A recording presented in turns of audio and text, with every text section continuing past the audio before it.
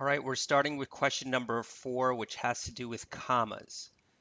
Now, with commas, we know that an independent clause is basically a complete sentence, complete phrase.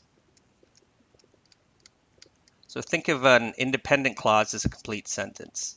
A dependent clause is an incomplete phrase. It's not a complete sentence. An independent clause can stand alone by itself, just like a complete sentence. A dependent clause cannot. Now, with commas, they separate these clauses. So it can either be independent clause, comma, dependent clause, or dependent clause, comma, independent clause. And if you get confused with independent and dependent, you can think of it as a complete phrase and an incomplete phrase. So let's take a look at this. As long as companies continue to demand long hours from workers, so what is that?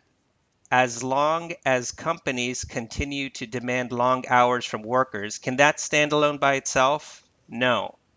We need something after it. So this is a dependent clause. As long as companies continue to demand long hours from workers, so that's our dependent clause. So naturally, we're going to need an independent clause after the comma. And managers should champion napping as a means to keep employees happy, healthy, and functional. Well, that's a dependent clause as well. We can't have dependent clause, comma, dependent clause. That's wrong. It can either be, with commas, it can either be independent, comma, dependent, or dependent clause, comma, independent clause. Either this or this for commas.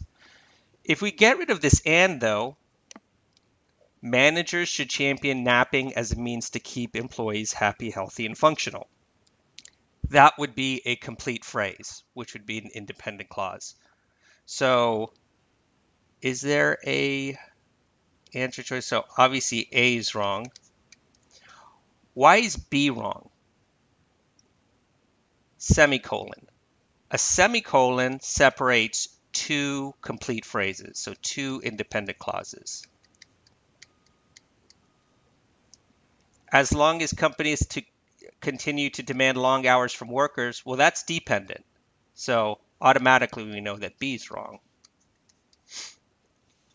So as I said before, if we get rid of this and, this turns into an independent clause. As long as companies continue to demand long hours from workers, comma, managers should champion napping as a means to keep employees happy, healthy, and functional.